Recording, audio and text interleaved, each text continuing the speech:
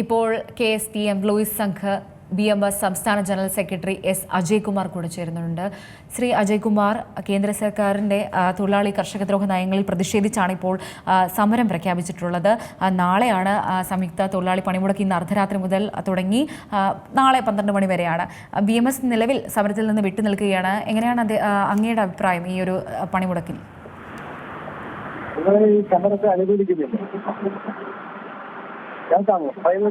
കേൾക്കാം, പറയാം. ഞങ്ങള് ഈ ദേശീയ എംപ്ലോയീസ് സംഘ് BMS ഈ പണിമുടക്കിനെ അനുവദിക്കുന്നില്ല. കാരണം KSRTCയിലെ നിരവധി വിഷയങ്ങൾ ഈ തൊഴിലാളികൾ നേരിടുന്നുണ്ട്. മന്ത്രി പറയുന്നത് KSRTC ജീവനക്കാർ സന്തോഷം അനുഭവിക്കുന്നവരുന്നു. KSRTCയിൽ ഏറ്റവും അവസാനത്തെ പ്രവൃത്തി ദിവസം മുതൽ 4 മാസം കൊണ്ട് ശമ്പളം നൽകുന്നു എന്നുള്ളത് സത്യമാണ്.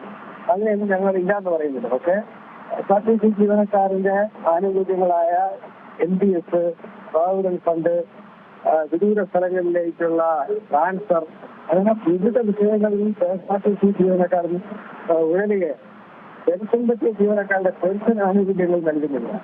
അങ്ങനെയുള്ള വിവിധ DA കുടിശ്ശിക 33% DA KSRTC ജീവനക്കാരന് കുടിശ്ശികയുള്ളത്. 0% DAയിലാണ് KSRTCക്കാരൻ ശമ്പളം വാങ്ങുന്നത്.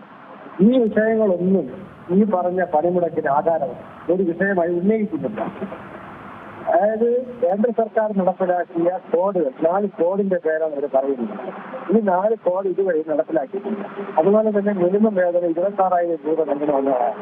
KSRTCയിലെ 715 രൂപയ്ക്കാണ് താൽക്കാലിക ജീവനക്കാരെ എടുത്തത്. ആ താൽക്കാലിക ജീവനക്കാരെ പോലും ഇന്ന് നാളെ ഒരു സമരം പ്രഖ്യാപിക്കുമ്പോൾ ഇന്നലെ താൽക്കാലിക ജീവനക്കാരെ ക്ലറിക്കൽ വിഭാഗത്തിന്റെ മുന്നിൽ തിരിച്ചുവിട്ടിരിക്കുകയാണ്. അപ്പോൾ ഇത് രാഷ്ട്രീയമാണ്. ഇത് വരുന്ന പഞ്ചായത്ത് തെരഞ്ഞെടുപ്പ് മുന്നിൽ കണ്ടുകൊണ്ട് രാഷ്ട്രീയ ലക്ഷ്യം വെച്ച് അതാണ് INTC ഇവിടെ ഇതിൽ പങ്കാളിയായിട്ടുള്ളത്. അതുകൊണ്ട് ഇത് ഭരണപക്ഷവും പ്രതിപക്ഷവും എന്നുള്ളതല്ല, ഈ തൊഴിലാളിക്ക് വേണ്ടിയുള്ള സമരം അല്ല എന്നുള്ളതാണ് എംപ്ലോയീസ് സംഘ് BMS ഇതിനെ പിന്തുണയ്ക്കാത്തത്. ഞങ്ങൾ നാളെ ജോലിക്ക് പോകും. ശരി, വളരെ നന്ദിയുണ്ട് S. അജയ്കുമാർ ഈ അവസരത്തിൽ പ്രതികരിച്ചതിന്. ഏറ്റവും പുതിയ വാർത്തകളും വിശേഷങ്ങളും വിരൽത്തുമ്പിലറിയാൻ Zee മലയാളം ന്യൂസ് എല്ലാ ഡിജിറ്റൽ പ്ലാറ്റ്ഫോമുകളിലും ലഭ്യം.